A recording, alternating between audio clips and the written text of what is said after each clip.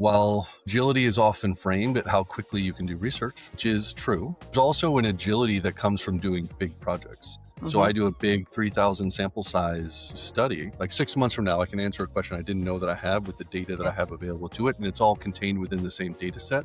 So instead of asking one-off questions to answer very specific things, I'm getting big information, right? And I think a lot of the conversation around technology has focused so much on the speed. We're actually giving up a lot of quality of insight that we're trying to balance these things out.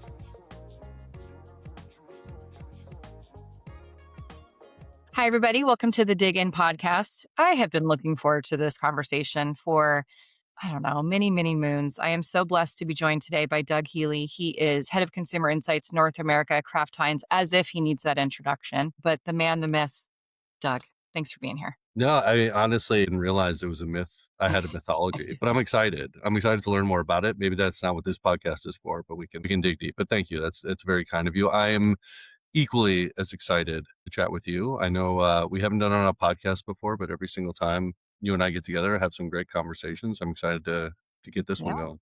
To get it recorded this time. So let's get going with an impromptu question. You haven't seen this one coming, but what's the last thing you got weirdly obsessed with? Oh boy. I will say what I did was I became obsessed last year. Like I went on a hike. I went to the Grand Canyon.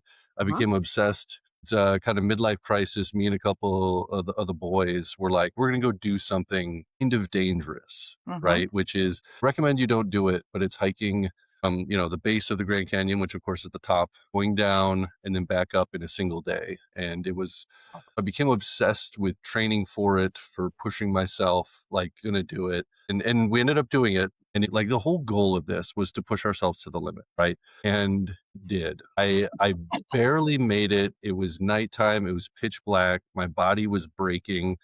I was holding poles like for so long that my hands started cramping and I couldn't actually hold poles anymore because they were just like stuck like this. I thought they were gonna have to leave me. Because it ended up being 22 miles a day and it's 4,500 feet down and then you go up and I'll tell you, it's one of those things where because it's so steep and it's so high, you just don't feel like you're making any progress. It's a magical, beautiful, incredible experience for like 6 hours. And then it was wild, but we did it. We did it and it was amazing. And then we did a couple more days with much more mild hikes at kind of at flat elevations and stuff like that, but just really became obsessed with like pushing myself and pushing my body. I have found that I can make excuses for not doing things. And then I find, again, the whole time I was just making excuses. I had never run before. And then I decided to run a marathon because I'd always told myself I'm too big to run a marathon. Turns out, no, I just needed to train for it. I'm so glad I asked that question because we wouldn't have unearthed that story. But just quick side note for me. So I married into a hiking family, which I'm not. Nice. And in our first, courtship times with Mike, we'd go on hikes and I'd have to stop and then I'd cry. I'm like, I can't do this. We need to break up. These people are important to you.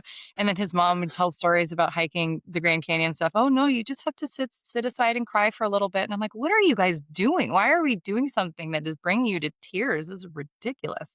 So we're still together. He did make me hike my my engagement ring. But other than that, he kind of leaves me alone now. But so anyway. The last quick before we get into it was my biggest mistake was I didn't eat enough because I was like, well, I don't want to have that much in my system while I'm doing something this intense. And my friends brought sandwiches. I'm like, you're not going to eat a sandwich while you're doing this. That's insane. And then halfway through, I'm like, I need a sandwich so bad. And lessons learned. This is all important stuff. So now we'll get down to business. Tell us about yourself. Give us your intro, your background, and where you are now. Yeah, thank you. I have been in insights. This is my 26th year. And so I'll start all the way back to undergrad. I went to college to play football and grew up in a lower middle class family and parents were professionals. My mom was a server. She went to night school to become an admin. My dad was a veteran who went in IT. I say that to say the jobs I thought existed were doctor, lawyer, and police person and fire person. So I went to school to play football and maybe be a doctor. And that didn't work out. I ended up with a history degree, long story short. And so I graduated. People were like, oh, you're going to go be a teacher. No, I don't want to do that.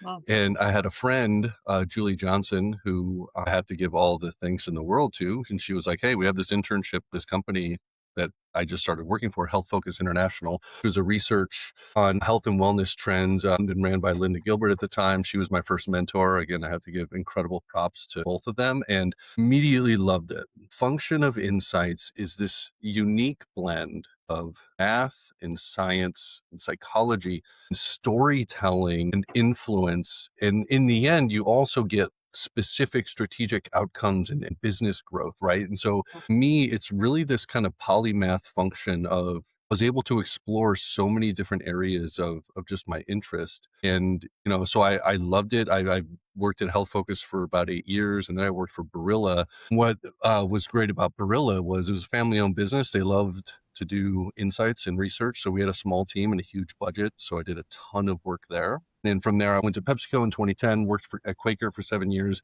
Gatorade for 7 years. And I say all that, I know it's a long-winded bit of story, but I'm super passionate about what we do. I love the function. I think we can have such incredible impact. I have a really strong point of view about when insights is bad, it's good, what we need to do to get a seat at the table, the fact that we need to be business growth drivers. We should be in the C-suite with everybody else. We need to have that point of view. And it all starts with the mindset. I was at PepsiCo and I looked at what I wanted my next role to be. This role that came up at Kraft Heinz was exactly it, where, hey, have this strong point of view. Heinz had gone through a lot of changes. Risa Dusing had been coming in as Global Insights VP and starting to shift some things. And so it was like, hey, do you want to lead a North America team, set the agenda? And, these takes that you have, can we apply them to a bigger team and can we raise the function up? It was exactly what I wanted to do. Here I am. And I'm very proud of the impact that we're making. We're continuing to grow. There's a lot of edible things happening here. Yeah. Well, we're going to dig into a lot of what you just said, especially, your point of view and your hot take on some of the nuances of the insights industry. But we're going to get to that in part two. We're going to start with a story. And I cannot wait to hear you tell this story because I also worked on the Quaker brand in my sort of first part of my career. So I'm well familiar with the brand as well. This story that you're going to tell, I think really paints the picture of, what a heritage brand means and some of the opportunities and some of the assumptions that are made about heritage brands. So I can't wait to unpack this. Let's dig in. Go back to that point in time when you were working on the Quaker brand. What was the context at the time? What were people kind of asking you guys to do with the brand? Yeah. So Quaker within PepsiCo is a little bit of a unique animal, right? It's a health and wellness business in a world of like carbonated soft drinks, salty snacks, things like that. So there was this constant push of like, well, how do we take it to the next level? How do we grow? And so we had some great leaders come into the organization. And what would happen is every single time that we'd have a new leader would be, well, the problem with Quaker is the brand. It's not a brand that people love. Like we had a leader come in and say, well, we need to make Quaker brand people love. And then we did some research and we found out Quaker was more loved than any other food brand out there, any. And then people didn't even believe it. They're like, oh, okay, well, what about in the broad world? We had to do more work and found out the Quaker brand is more loved than Apple, Google, and Yep. people were stunned. Okay, why not the growth? Well, must be Quaker Man, right? Which colloquially known as Larry. Why Larry? Who came up with that? Yeah, so it's less interesting than it turns out. It was just like the name of a project. Like Oh, somebody called a project Project Larry, and then it got associated with him. And then okay. because it was kind of quirky and funny, it stuck internally. Though I'm Got pretty sure his formal name is Quaker Man, but I don't work it. for the Yeah. company anymore, so I don't have to abide by the rules. Yeah. Yeah. But yeah, so it's for those who don't know, the Quaker man is literally a Quaker, right? Dressed in old garb, has white hair, older man, a bit bigger build. And so leaders would come in and consistently it would be like, nobody relates to the Quaker man. It's old.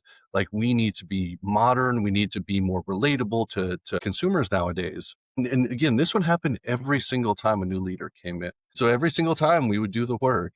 And it turns out that not only is Larry, the Quaker man, not the problem, is one of the single greatest distinctive assets in food marketing today. Quaker man stands for purity, quality, wholesomeness, wellness. Like this is a breakfast Reliability. business, and Yeah. oat, reliability. Like all of these things are just natural outcomes in the subconscious of the consumer. And yet every time people were like, oh, well, young people don't want to see this older person. And it's like, they actually do. Right? Like this is where insights can be bad, right? You ask young people if they care about the Quaker man, they'll say no. But if you show young people images of the Quaker man, Their mind goes to wholesomeness and purity. And you don't have to have an updated version of the Quaker man either. You don't have to trim his chins. You don't have to make it like have a modern haircut. Like, it is the classic connection to the roots of the brand. And I'll say this all goes to, like, while it started in Quaker,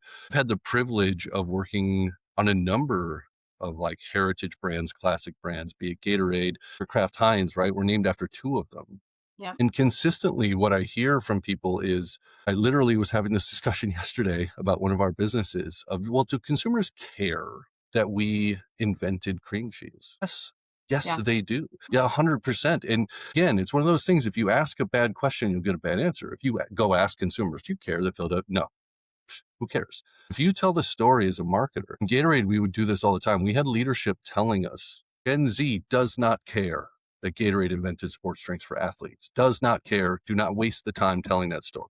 And then we did the work, and of course they do. It's one of those things where when you have an origin story, when you created a category, when you tell the story of how Kraft invented macaroni and cheese as a comfort, easy, affordable food for families, that completely changes the mindset of big corporate to something humanized and meaningful and purposeful. So one of my colleagues, Lindsay Clint, who I've worked with on Quaker, on Gatorade, now here at Kraft Heinz, any conference planners are listening, we're going to put together a presentation on this and the power of heritage brands. And one of the last things I'll say on this is, be wary of things like modernizing the brand. And what I mean by that is, when we say, and I say we as like marketers, when we say we need to modernize the brand, what we really mean is we need to make our brand relevant. And so in order to make your brand relevant, you need to understand the drivers of the category. You need to understand how your brand achieves versus those things versus not.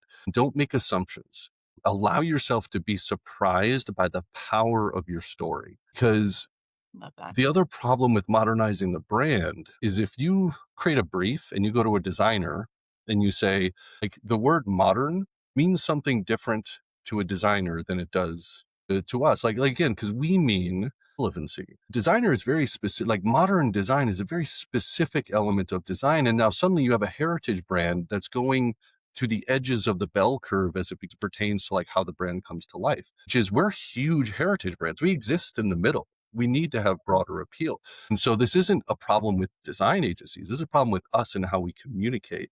And so it's just, be very careful about the words you use. And again, allow yourself to embrace your heritage, understand the parts of it that are really powerful, and use it to your advantage. Yeah. There are so many parts of what you just described that I could go into rabbit holes, but one that you just said is, be careful with the words you use, and also tied to, if you ask a crappy question, you're going to get a crappy answer. I mean, how many times I've seen design research. So I've done a lot of pack design research in my career, a lot of points of view on it. And if you ask a consumer, hey, is the personality of this pack design irreverent? It's like, what the fuck do you think the consumer is going to say about that? They don't sit around and like use that type of terminology talking about brands. They can, react to things and also Yeah. explain what makes them feel, and like if they want to hang out with that brand. Like, there's so many cool ways that you can get at that same concept, but like, please, insights people, design people, like, don't expect the consumer to use our language. They just don't. No, you're so correct. I'm going to sound judgmental, but like I said, it's more that I'm just very passionate about what we do and doing it right. And I think for us to take that seat at the leadership table, you have to do things the right way. And it can just be very easy to design a survey that answers the question that someone's asking. Well, our BU president was asking, is our packaging irreverent, right? Our job is to take their question and understand what they really need. Look, in the end, it's growth. It's growth. We Yeah. need to translate everything to dollars. We need to translate. So yes, they're asking this question, but that doesn't mean now we have to become obsessed with irreverency. And the other thing too is, think about what's the best way to understand from a consumer perspective. To your point, one of the things I tell people, especially more junior insights folks, is like, the worst way to understand why someone did something is to ask them.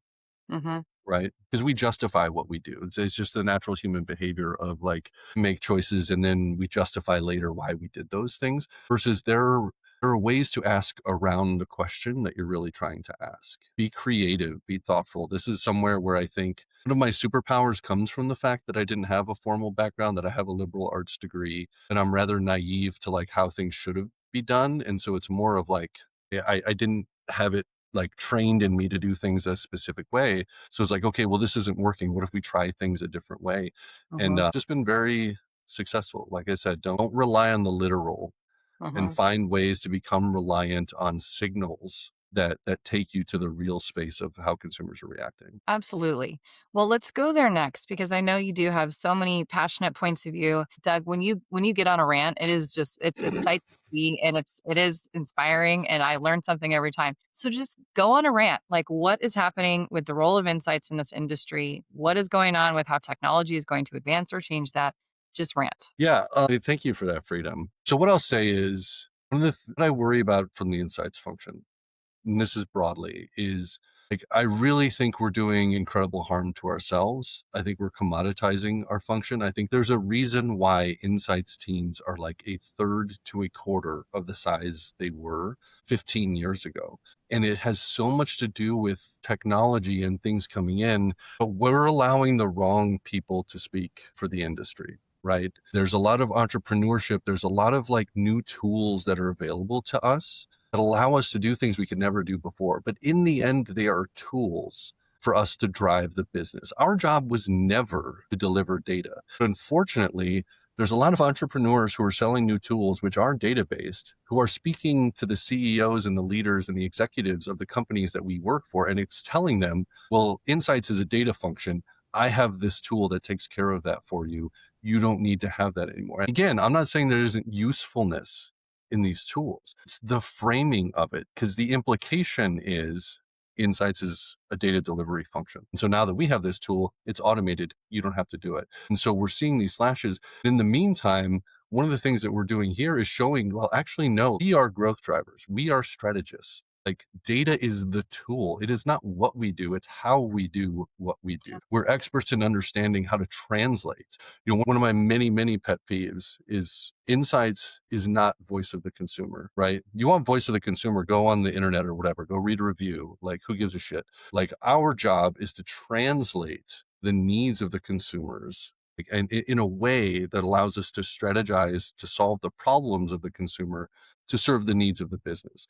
Because the consumer is going to tell you they want everything and they want it as cheap as possible and they want it Right. now, right? We have to figure out the right way to do all that. And so I think we really need to take ownership. I think we need to look at ourselves, like the companies that are sponsoring our conferences and the companies that are, on stage talking about their tools are the same ones that are driving a lot of losses in the people function. Let me be clear. I'm not here to say like insights should be the way it was 15 years ago. There are opportunities, but where are the voices to show the impact of the strategy and leadership and the real output that we can do? I think we need to be louder with that. I think we need to focus more on translating data into dollars, right? And again, I'm not naive.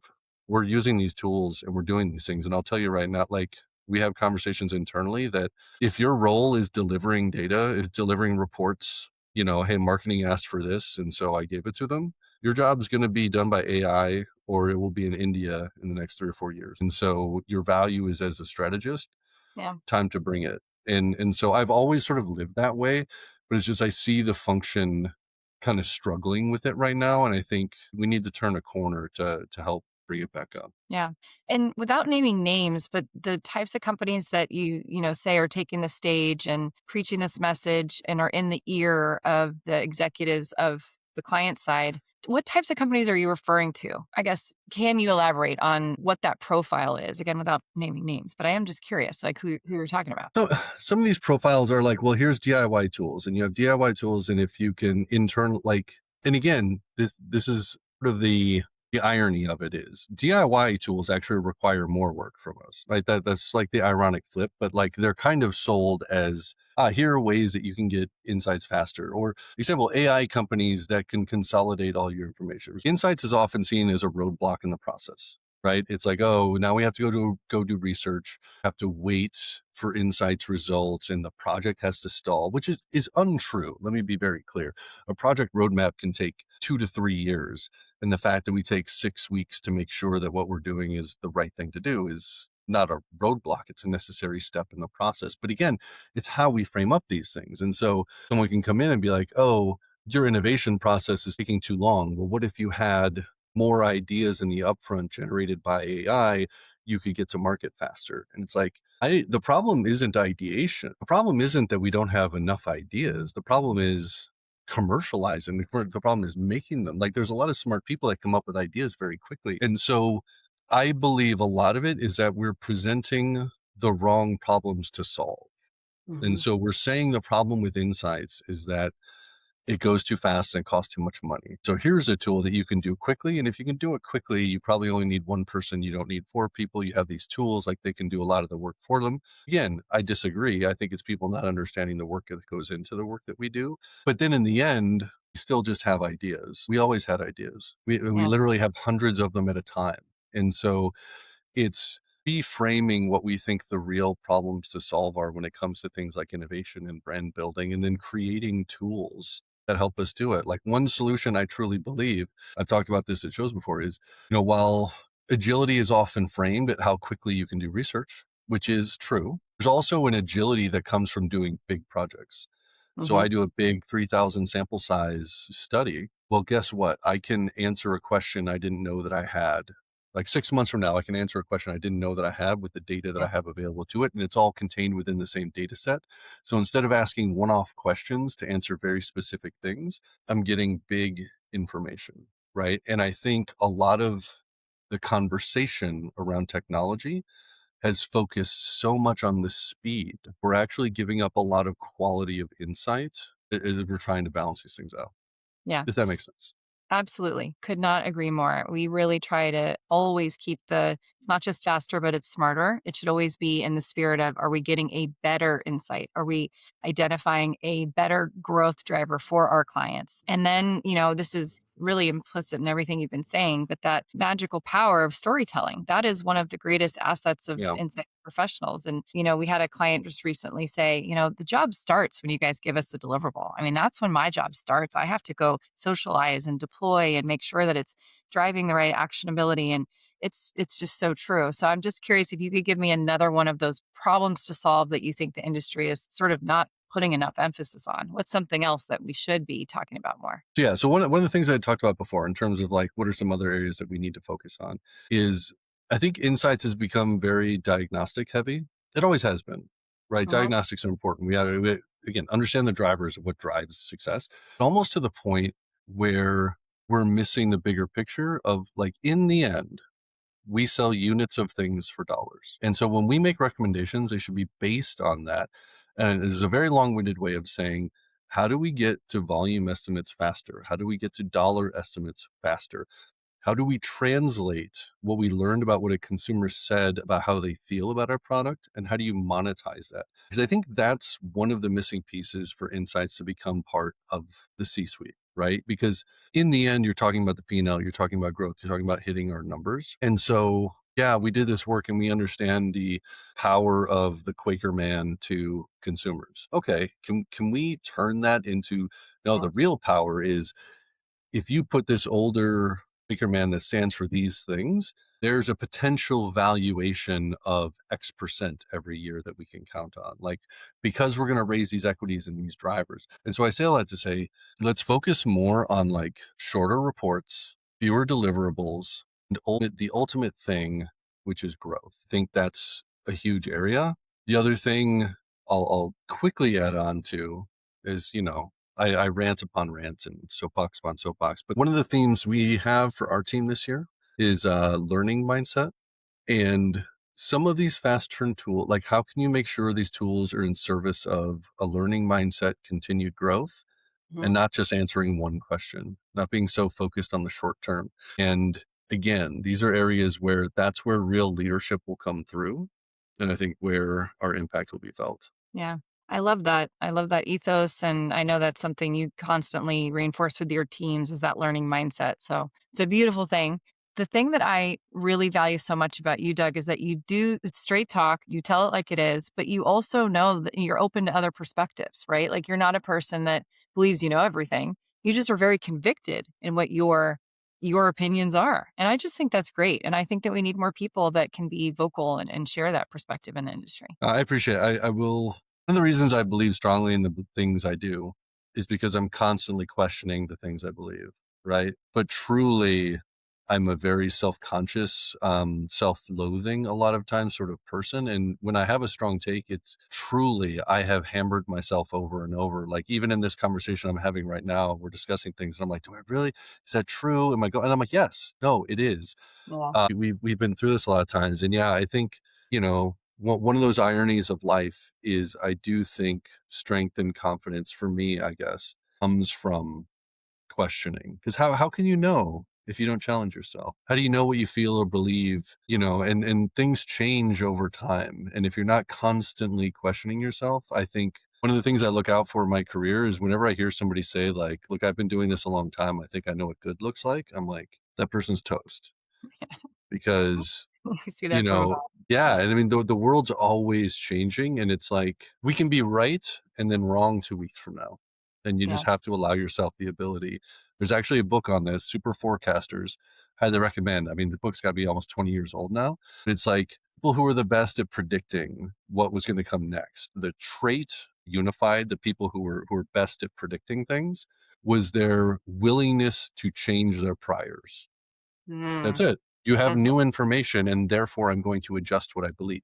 That's the number one quality in being able to see forward.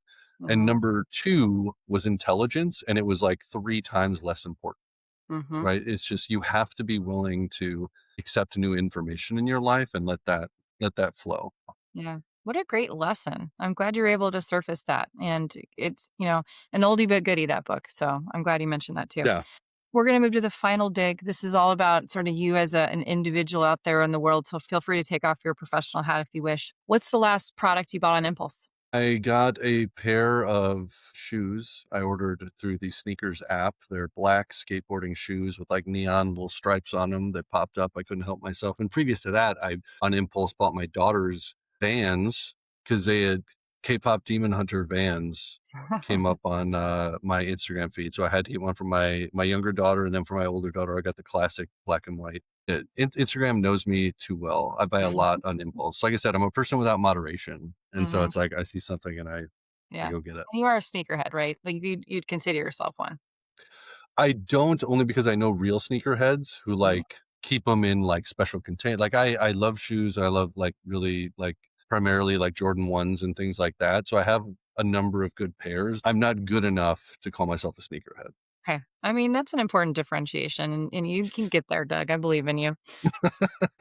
The answer of this next question might be sneakers, but you'll have to think outside the box here. So, what's a category or a brand that you could rationalize any price point for? You just have to have it in your life. Bourbon has become one. Hmm. So me and your colleague, I think, a genuine appreciation for bourbons. That's one where it's like, I'm kind of the idiot consumer whom is like, oh, this one's more expensive. I got to try that one. Yeah. And so it's more around new. But yeah, I would say there's so much new stuff in that area that it's like Mhm. I don't care how much it costs. The other thing is Disney, which Mhm. maybe isn't my choice, but it's we're a Disney head family. My wife is actually flying there just for 3 nights with her friend tonight. Mhm. Uh, Now, Disney for you, because you're in Chicago. So, Disney for you, is that Florida or is it Anaheim? we've done both. Grew up I was born in LA, so I have a lot of heart Uh, for Disneyland, yeah. but primarily go to Florida as a family. Yeah. Well, those are two interesting things to combine in that response, bourbon and Disney. I'm not sure how Disney would feel about that combination, but totally makes sense. Totally makes sense. I cannot wait to hear how you answer this one. So, brands have distinct personalities. We know that very well. What's a brand that you would date and a brand that you would marry? And it's your choice. They could be different brands. A brand that I would date would probably be Sub Pop, which Mm. is for those that don't know, it is a record label based out of Seattle. They did a lot of like the early grunge stuff. So yeah, I do have kind of a thing for books in the scene and music and the kind of irreverence mixed with kind of the punk mentalities Mhm. that Sub Pop represents. Mhm. Although, and Mary is much harder. Again, I'm taking it too literally, but like brands can piss me off in a way that I'm like, no, this is over. Well, how about the opposite? What's a brand that you have divorced? Did at one time I had dumped Nike. That was when I was in college because I was committed to Nike, and then their football cleats kept falling apart on me, and then I tried on Adidas one time, and I'm like, I can't believe I've been wearing Nike shoes this long because they were the most uncomfortable things ever. And then finally I put on Adidas, and it was like, but I came back, so we got remarried. Um, I love how complex this question has become to you. I think you're gonna be thinking about this one, like, over the weekend. It's no, gonna be I truly am. I'm not crazy brand loyal because I find brands change very often. Mhm. And so it's like when I was younger, I was very big into Banana Republic. And then I feel like they decided on a weird aesthetic for a few years. And it was like, I don't know why we're doing this. I'm out. Yeah, Things like that where I couldn't do it. yeah. But, I think that's fair. We evolve as humans throughout our lives, and brands are gonna come in and out for those reasons and I many would others. marry I would marry Dig. That would There be the you brand I go. would marry. I mean, We ex consistent, always there for me, knows how to like talk me through my problems, bringing me solutions, not more issues. But what a life. What a life. Beautiful. Thank you for submitting that answer, Doug. It does really mean a lot. So, who's an industry leader you think I should interview on this podcast? As you mentioned, we've talked with Risa. We love Risa. But what are some other leaders you think I should that have great points of view that should be heard here? Yeah, I mean, I'm a sucker for a lot of people that I've worked with in the past. So like Andrea Bingen is currently in a role at Gatorade. I think she's wonderful. So someone who works for, a competitor of yours, I guess, who I think would be interesting would be Chuck Murphy, who owns Murphy Research. And he's someone who worked at Lieberman and then went and, obviously started his own company. And I think he just has an interesting perspective as someone with a company similar to Dig, right? Not huge, but like right size strategic insights company about like the future of the industry. He always brings some wonderful perspectives. Excellent. Well, I'd love to meet him. So, thank you for mentioning him. Final question for me, Doug. What keeps you inspired at work? Is it the industry? Is it the people? Is it the challenges you get to solve? And is it some combination of those things? Yeah, it's a combination of the thing. Look, no job is worth it without the right people. And like the difference, I'll say here at Kraft Heinz, like, look, the CPG industry is struggling. Food and bev is struggling. And every day here, I love the people I work with and the people I connect with. I love seeing the output. I love seeing strategy documents that are being presented to leadership, which that's all like I can see the insights work. I can Yeah. see how it's been embedded, and it's like that payoff is so special. And there's still something special about like when an ad you've been working on for 6 months comes on air and you're like, holy crap, we did that. Right. I think we need to take the time to step away. This is something I encourage my team because I think as an industry, we're very bad at just moving on to the next project. Take the time and give yourself the credit and celebrate wins. And so, truly for me, it's the connections with people and succeeding together.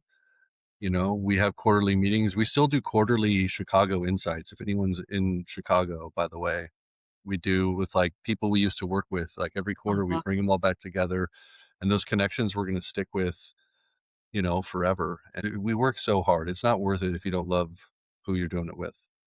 Yeah, I couldn't agree more. Well, thank you for being one of those partners that we really do enjoy working with. Appreciate everything that you bring to the industry and to our relationship. And But thank you so much. This has been wonderful. yeah, thanks, Doug.